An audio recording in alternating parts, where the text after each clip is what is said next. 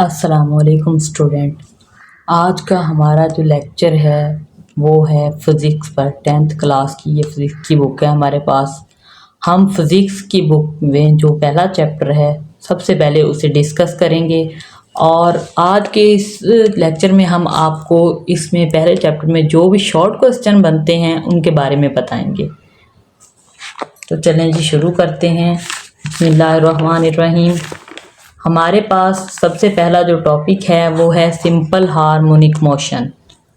तो हम simple harmonic motion के बारे में आज पढ़ जी। ये हमारे पास जो सिंपल हार्मोनिक मोशन का पहला टॉपिक है, वैसे तो ये क्वेश्चन लॉन्ग क्वेश्चन होता है, लेकिन लॉन्ग क्वेश्चन को हम नेक्स्ट वीडियो में डिस्कस करेंगे। आज के इस लेक्चर में हम आपको सिर्फ शॉर्ट क्वेश्चन के बारे में बताएंगे, क्योंकि ज़्यादातर बच्चों को ये पता नहीं होता कि इसमें से कहाँ से शॉर्ट बनता है, कहाँ से लॉन्ग बनता है।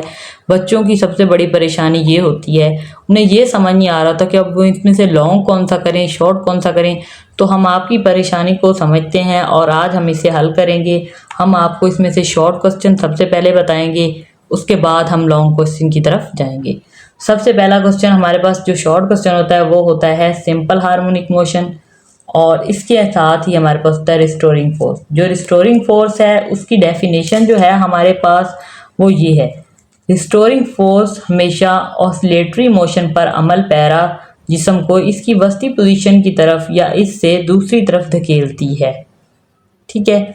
उसके बाद हमारा जो नेक्स्ट क्वेश्चन हमने कहा था कि जी सिंपल हार्मोनिक मोशन हमारे पास जो है उसकी डेफिनेशन आपको मिलेगी पेज नंबर 5 पर। बुक टेक्स्ट बुक जो है वो सबके पास होती है, इसलिए हम किसी और बुक से नहीं बल्कि टेक्स्ट बुक से ही पढ़ेंगे। टेक्स्ट बुक में ये हमारे पास सिंपल हार्मोनिक मोशन की जो डेफिनेशन है वो है, सिंपल हार्मोनिक मोशन में नेट फोर्स वस्ती पोजीशन से डिस्प्लेसमेंट के डायरेक्टली प्रोपोर्शनल होती है और इसकी सिमत हमेशा वस्ती पोजीशन की तरफ होती है। ये हमारा दूसरा शॉर्ट क्वेश्चन है। दूसरे इसके बाद हमारे पास यहाँ जो है वो इनमें शॉर्ट क्वेश्चन और कोई नहीं है। इसके बाद हमारे पास नेक्स्ट पेज पे जाएंगे तो नेक्स्ट पेज पे हमारे पास ये एक शॉर्ट क्वेश्चन और है। ये हमारे पास है सिंपल हार्मोनिक मोशन की अहम खसूसियात। अहम खसूसियात इसकी हमें दी हुई हैं 4, और सबसे बड़ी बात यह है स्टूडेंट्स के ये जो क्वेश्चन है ये अक्सर बोर्ड के एग्जाम में आ जाया करता है। तो अगर आप जो है ना हमारी वीडियो को देख रहे हैं और पढ़ना चाहते हैं तो आप इस पर इम्पोर्टेंट लिख लें, क्योंकि ये बहुत इंपॉर्टेंट क्वेश्चन भी है और अक्सर बोर्ड के एग्जाम में आता भी है। ये 4 पॉइंट्स जो हैं ये अगर आप याद करते हैं तो ये सिंपल हार्मोनिक की अहम खसूसियात हैं। अगर आपके पास सवाल आ जाता है कि सिंपल हार्मोनिक की खसूसियात लिखें या अहम खसूसियात लिखें तो बात एक ही है, खसूसियात या अहम खसूसियात एक ही चीज़ है। ये 4 पॉइंट आप इस पर लिखेंगे। पहला पॉइंट है सिंपल हार्मोनिक मोशन में जिस्म हमेशा एक वस्ती पोजीशन के गिर्द मोशन करता है। दूसरा पॉइंट है इसका एक्सेलरेशन हमेशा वस्ती पोजीशन की तरफ होता है। तीसरा पॉइंट है हमारे पास एक्सेलरेशन की मिकदार हमेशा इसकी वस्ती पोजीशन से डिस्प्लेसमेंट के डायरेक्टली प्रोपोर्शनल होती है, यानी एक्सेलरेशन वस्ती पोजीशन पर 0 और इंतहाई पॉइंट्स पर ज़्यादा से ज़्यादा होता है। चौथा पॉइंट है हमारे पास वस्ती पोजीशन पर इसकी वेलोसिटी ज़्यादा से ज़्यादा जबकि इंतहाई पोजीशन पर 0 होती है। ठीक है। उसके बाद हमारे पास नेक्स्ट जो क्वेश्चन है वो है वाइब्रेशन। ये भी हमारे पास शॉर्ट क्वेश्चन होता है। शॉर्ट क्वेश्चन जो है ये इस वाइब्रेशन और टाइम पीरियड में फ़र्क भी पूछा जाता है। ये हमारे पास सारे जो हैं वो शॉर्ट क्वेश्चन है। टाइम पीरियड, फ्रीक्वेंसी, एम्पलीट्यूड, ये सारे के सारे हमारे पास शॉर्ट क्वेश्चन हैं और इनको अक्सर इनमें फ़र्क पूछ लिया जाता है। वाइब्रेशन और फ्रीक्वेंसी में आप जो है फ़र्क बता दें, या टाइम पीरियड और एम्पलीट्यूड में फ़र्क बता दें, तो ऐसे फ़र्क आप पूछ लेते हैं, या कोई एक डेफिनेशन भी वो पूछ लेता है और ये इनमें से कोई ना कोई डेफिनेशन भी बोर्ड के पेपर में आती है। तो पहली जो है हमारे पास वो है वाइब्रेशन। किसी वस्ती पोजीशन के इर्द गिर्द वाइब्रेटरी मोशन करते हुए जिस्म के एक साइकिल या मुकम्मल चक्कर को एक वाइब्रेशन कहते हैं। उसके बाद हमारे पास है टाइम पीरियड। किसी पॉइंट के गिर्द वाइब्रेटरी मोशन करते हुए जिस्म के एक वाइब्रेशन मुकम्मल करने के लिए दरकार वक्त को, यानी जो वक्त दरकार होता है, जितना वक्त लगता है, इसे टाइम पीरियड कहते हैं और इसे टी से जाहिर किया जाता है। और टाइम पीरियड का जो यूनिट होता है वो सेकंड होता है। आपको वैसे भी पता होगा, आपने 9th क्लास में पढ़ा होगा कि टाइम का जो यूनिट होता है वो हमेशा सेकंड होता है। उसके बाद है हमारे पास फ्रीक्वेंसी। किसी पॉइंट के गिर्द वाइब्रेटरी मोशन करते हुए जिस्म की 1 सेकंड में वाइब्रेशंस की तादाद को यानी 1 सेकंड में वो जितनी दफ़ा वाइब्रेशन करता है, वाइब्रेशन की तादाद को फ्रीक्वेंसी कहते हैं। इसे एफ से जाहिर किया जाता है और फ्रीक्वेंसी को एफ से जाहिर किया जाता है। ये बात आप 9th क्लास में भी पढ़ चुके हैं। फ्रीक्वेंसी का जो यूनिट होता है वो हर्ट्ज होता है और इसे हम शॉर्ट में HZ लिखते हैं, जैसे कि यहाँ पे लिखकर दिखाया गया है। ठीक है, उसके बाद है हमारे पास एम्पलीट्यूड। किसी पॉइंट के गिर्द वाइब्रेटरी मोशन करते हुए जिस्म का इस पॉइंट से ज़्यादा डिस्प्लेसमेंट, कम से कम नहीं बल्कि ज़्यादा से ज़्यादा दिया हुआ, क्योंकि अक्सर बच्चे लिखते हैं कम ज़्यादा, उन्हें पता नहीं चलता, याद किया हुआ होता है लेकिन फिर भी वो इसमें भूल जाते हैं। तो आपने इस बात को याद रखना है कि इस पॉइंट से ज़्यादा डिस्प्लेसमेंट जो होता है वो एम्पलीट्यूड कहलाता है। इसका यूनिट जो होता है वो मीटर होता है।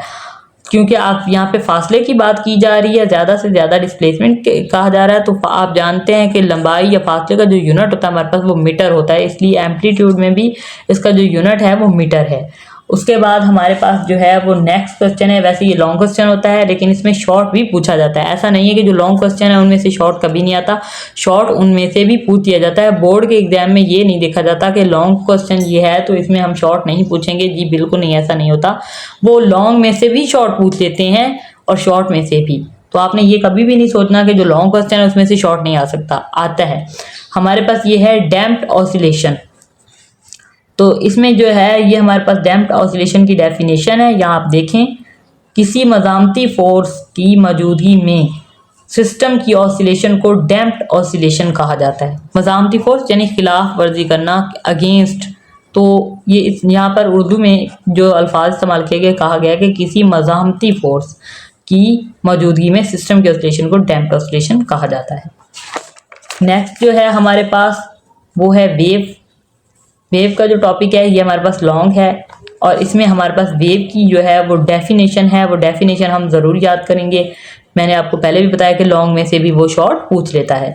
वेव की किसी वास्ते या मीडियम में पैदाशुदा ऐसे खलल को कहते हैं जिससे मीडियम के ज़रात अपनी वस्ती पोजीशन के इर्द गिर्द मतवातर वाइब्रेटरी मोशन करते हैं।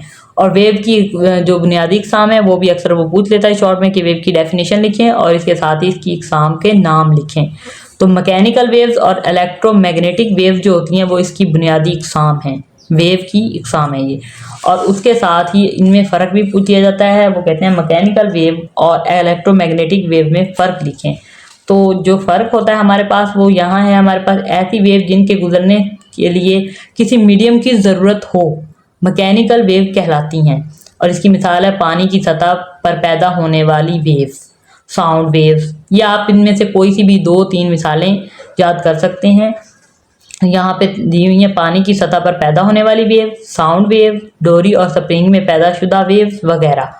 उसके बाद है इलेक्ट्रोमैग्नेटिक वेव्स, ऐसी वेव जिनके गुजरने के लिए किसी मीडियम की ज़रूरत नहीं होती, इलेक्ट्रोमैग्नेटिक वेव्स कहलाती हैं। मिसाल के तौर पर radio waves, television waves, X rays, हरारत और रोशनी की वेव्स वगैरह। मैकेनिकल वेव्स की आगे इकसाम है हमारे पास। मैकेनिकल वेव्स की तारीफ जो है वो हमने ऊपर पढ़ ली है। उसके बाद इसकी जो है इकसाम है, इकसाम की भी तारीफ होगी। और इकसाम इसकी 2 हैं, लॉन्गिट्यूडनल वेव और ट्रांसवर्स वेव। अब आपको इसकी तारीफ भी आनी चाहिए, ये शॉर्ट में क्वेश्चन आता है और इनमें फ़र्क अक्सर पूछा जाता है कि लॉन्गिट्यूडनल वेव्स और ट्रांसफर वेव में फ़र्क लिखें। तो ये सबसे पहले जो ये है हमारे पास पेज नंबर 10 पर है डेफिनेशन।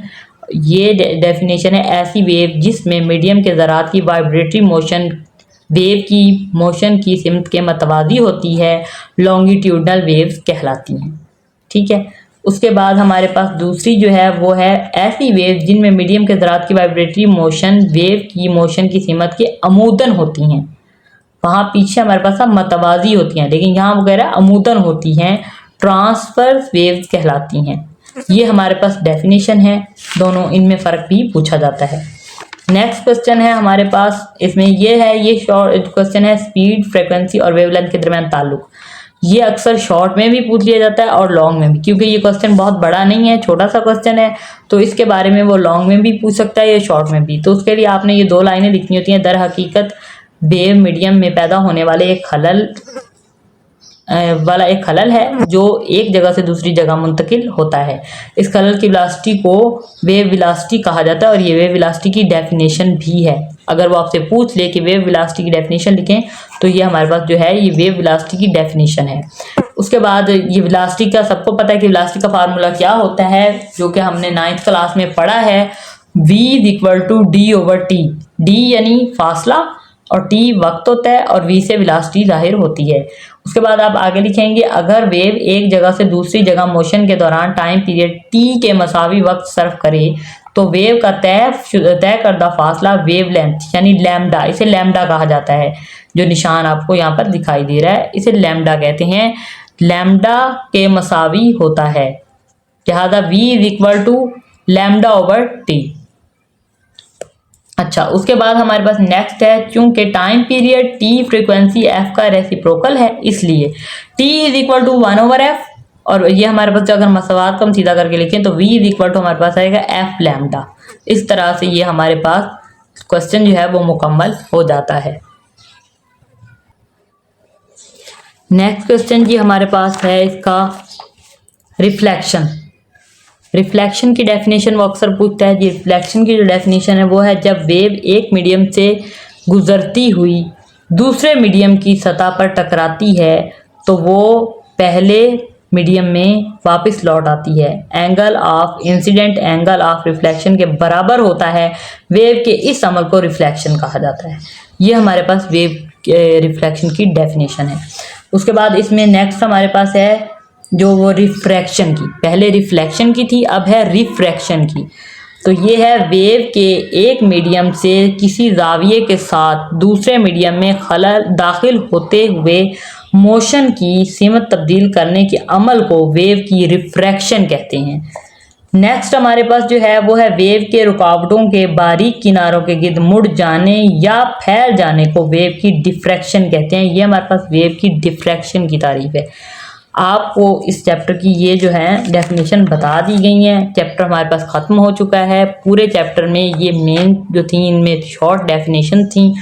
शॉर्ट डेफिनेशन आपको तमाम शॉर्ट क्वेश्चन बता दिए गए हैं। इसके अलावा हम नेक्स्ट वीडियो में लॉन्ग क्वेश्चन भी डिस्कस करेंगे और जो हमारे पास इसके न्यूमेरिकल प्रॉब्लम्स होते हैं वो आपको हलशुदा हमारे चैनल से मिल जाएंगे। आप चैनल का विजिट करेंगे और हमारे चैनल को अगर सब्सक्राइब कर लेंगे तो आपको उस पर बआसानी सारे के सारे न्यूमेरिकल हल किए हुए मिल जाएंगे। आपको समझ आ जाएगा अगर आप हलशुदा लेना चाहते हैं। इसके अलावा अगर आप हलशुदा के अलावा भी समझना भी चाहेंगे तो हम इन्हें मज़ीद आपको समझाएंगे भी। शॉर्ट क्वेश्चन हमने आपको बता दिए हैं। यही शॉर्ट क्वेश्चन होते हैं जो अक्सर बच्चों को पता नहीं होते। बच्चे ये सोच रहे होते हैं कि हम कैसे जी अब याद करें, इसमें से हमें ये पता नहीं शॉर्ट कौन सा है लॉन्ग कौन सा है। तो आज हमने आपको बता दिया कि इसमें शॉर्ट कौन सा है और लॉन्ग कौन सा है। नेक्स्ट वीडियो में हम आपको लॉन्ग क्वेश्चन को भी इसी तरह वाज़ेह करके बताएंगे और न्यूमेरिकल प्रॉब्लम भी समझाएंगे। जल्द मिलेंगे नेक्स्ट लेक्चर में। तब तक के लिए अल्लाह हाफिज़।